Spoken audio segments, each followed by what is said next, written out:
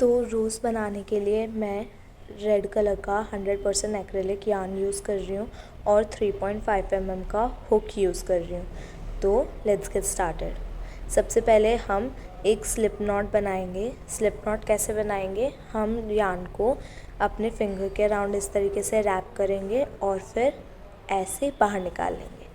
फिर ये जो होल है उसमें से जो हमारा लॉन्ग यार्न है उसे बाहर निकालेंगे ऐसे और उसे टाइट कर देंगे पुल करके। एंड अब हम इस होल में हुक को इंसर्ट करेंगे और स्मॉल थ्रेड को खींच के हम टाइट कर लेंगे होल को। एंड अब हम बनाएंगे 42 चेन्स। चेन कैसे बनाते हैं? यार्न ओवर करेंगे and pull through like this. फिर से yarn over and pull through. ये हमारी 2 चेन हुई। Yarn over and pull through. ये हमारी 3 चेन हुई।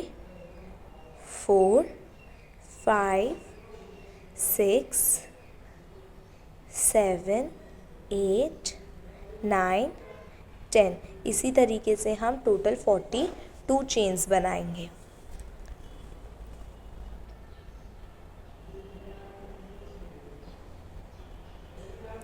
तो ये मैंने 42 चेन्स बना ली है। ये मैंने मीडियम साइज़ रोज़ के लिए बनाया है।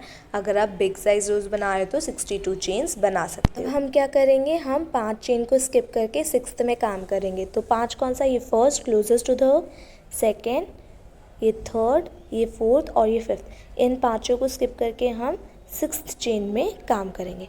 कौन सी चेन? ये वाली में। इस स्टिच में हम लोग काम करेंगे। यहाँ हम बनाएंगे डबल क्रोशे। डबल क्रोशे बनाने के लिए हम क्या करेंगे? हम करेंगे यार्न ओवर। कैसे करेंगे हम यार्न ओवर? फिर से बताती हूँ। यार्न ओवर, हुक को हम 6 चेन में इंसर्ट करेंगे, यार्न को हम स्टिच से बाहर निकालेंगे इस तरीके से। अब हमारे हुक में 3 लूप्स होंगे। अब हम वापस यार्न ओवर करेंगे और सिर्फ 2 लूप से ही हुक बाहर निकालेंगे। फिर से यार्न ओवर करेंगे और बाकी 2 लूप से यार्न बाहर निकालेंगे इस तरीके से। अब हम करेंगे chain 3। So 1 2 and 3।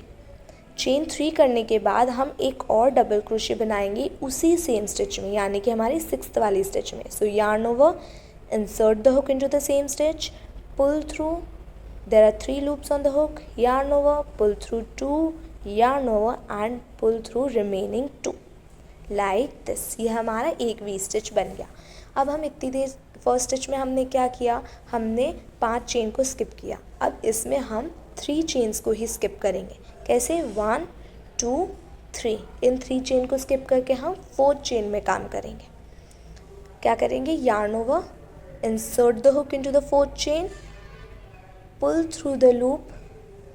There are 3 loops on the hook. Yarn over, pull through 2, yarn over and pull through remaining 2।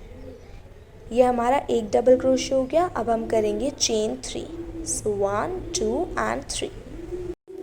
अब हम सेम उसी स्टिच में 1 डबल क्रोशे करेंगे। So yarn over, insert the hook into the same stitch, pull through, there are 3 loops on the hook, yarn over, pull through 2 loop and again pull through 2 loops। तो ये हमारे we stitches बनना शुरू हो गए, हमारे एक वी पैटर्न बनना स्टार्ट हो गया। अब फिर से हम 3 स्टिचेस को स्किप करेंगे, 1 2 एंड 3 एंड 4th चेन में काम करेंगे। So yarn over, insert the hook into the next 4th chain, pull the yarn out, there are 3 loops on the hook, yarn over, pull through 2 loop, yarn over, pull through remaining 2 loop। again अब हम 3 chain बनाएंगे, 2 and 3 and वापस उसी same stitch में double crochet करेंगे like this। तो हमारा pattern क्या बन रहा है? हमारे ना वी स्टिचेस हो रहे हैं। सबसे पहले हम 5 चेन स्किप करेंगे, फिर 3 चेन, फिर 3 चेन एंड देन वापस से 3 चेन ही स्किप करते करते हम वी स्टिचेस बनाएंगे। एंड क्या करेंगे? सबसे पहले 5 चेन स्किप करके 6 चेन में हम एक डबल क्रोशे करेंगे, फिर चेन 3 करेंगे एंड देन वापस से उसी सेम स्टिच में डबल क्रोशे करेंगे। जब आपका वी पैटर्न बन जाए तब आप डायरेक्टली नेक्स्ट स्टिच में डबल क्रोशे करोगे एंड देन वापस चेन 3 करोगे एंड वापस से उसमें डबल क्रोशे करोगे। लाइक दिस हम पूरा एंड तक कंप्लीट करेंगे। अब ये मैंने 3 चेन कर दिया है और अपना एंडिंग लास्ट डबल क्रोशे मैं कर रही हूँ लाइक दिस। तो ये मेरा लास्ट डबल क्रोशे हो गया। अब मैं चेन 3 करूँगी। सो 1 2 एंड 3, ये 3 चेन्स मैंने बना लिए। अब मैं अपने वर्क को टर्न कर लेंगे इस तरीके से। अब हम क्या करेंगे, ये जो लूप आपको दिख रहा है ना, ऊपर के जो वी स्टिचेस हमने बनाए थे उनके जो लूप्स है ना, उन लूप्स में हम करेंगे डबल क्रोशेस। ये जो लूप्स है ना, इसमें वी स्टिचेस वाले लूप्स में, तो जो हमने चेन 3 करी है उसे हम 1 डबल क्रोशे की तरह काउंट करेंगे। ओके, अब हम बनाएंगे बाकी के 5 double crochet. So yarn over, insert the hook into the loop, pull through, yarn over, pull through 2 loops, yarn over and pull through remaining 2 loops. So 1 double crochet, this is our second double crochet, this is our third double crochet, this is our fourth double crochet, this is our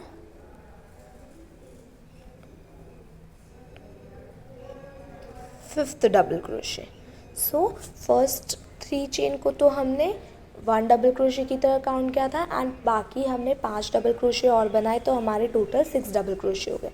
अब आपको जो ये बीच का जो gap दिख रहा है ना, ये वाला गैप, यहाँ करेंगे हम सिंगल क्रोशे। सिंगल क्रोशे करने के लिए हम यार्न ओवर नहीं करेंगे, डायरेक्टली हुक को उस लूप में डालेंगे, यार्न को बाहर निकालेंगे।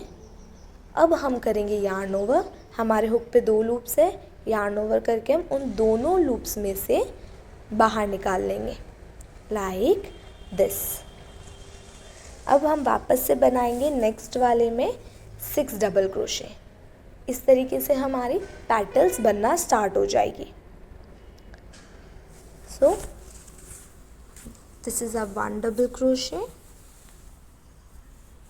This is our second double crochet, this is our third double crochet, this is our fourth double crochet, fifth double crochet and sixth double crochet।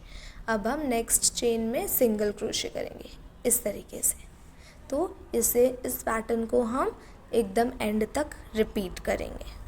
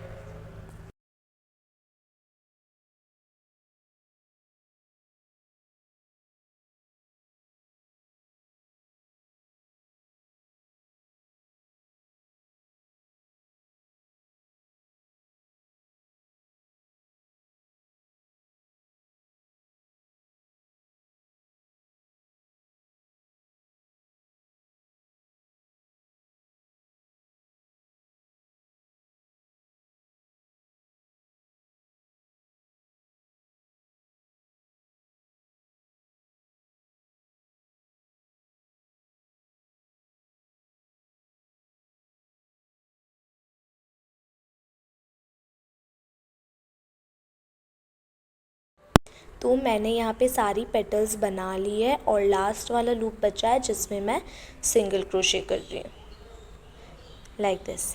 And आप देख सकते हो कि जिस तरीके से मैं चाहती थी कि ये कर्ल हो उस तरीके से ये कर्ल हो चुका है।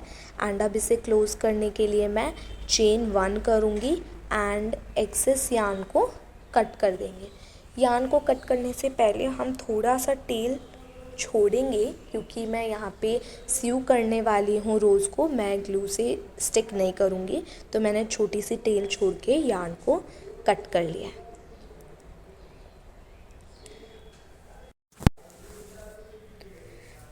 तो अब हमें एक नीडल की ज़रूरत पड़ेगी, एम्ब्रॉयडरी नीडल। एंड हम क्या करेंगे, जहाँ से हमने स्टार्ट किया था ना वहीं से हम इसे रोल करना शुरू कर देंगे ताकि ये फ्लावर का शेप बनने लग जाए।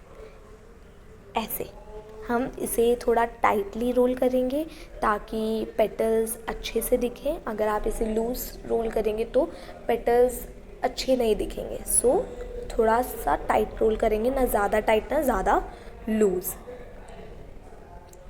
अब हम क्या करेंगे, ये जो लॉन्ग थ्रेड है इस थ्रेड में मैं नीडल इंसर्ट करूँगी एंड इस पूरे रोज़ को हम सिक्योर कर देंगे नीडल की हेल्प से। इस तरीके से मैं टाइट कर रही हूँ थोड़ा सा रोज़ को। एंड अब हम रैंडमली नीडल को इंसर्ट करना स्टार्ट करेंगे बैक साइड ऑफ द रोज़ में एंड इसे अच्छे से सिक्योर कर देंगे।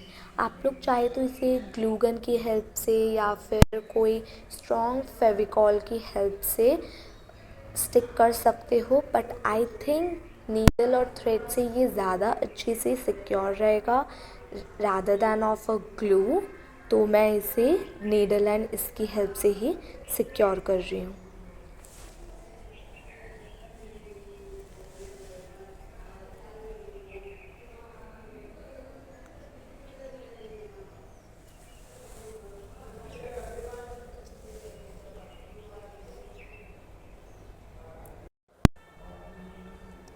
अगर आपको मेरे इस तरीके के ट्यूटोरियल्स हेल्पफुल लगते हैं, आपको मेरे वीडियोस पसंद आते हैं, तो प्लीज़ लाइक करिएगा, शेयर करिएगा और मेरे चैनल को ज़रूर से सब्सक्राइब कीजिएगा ताकि आपको ऐसे प्यारे प्यारे ट्यूटोरियल्स और मिलते रहें। एंड कुछ ऑर्डर करना हो तो आप मुझे इंस्टाग्राम प्रोफाइल पे अप्रोच कर सकते हो।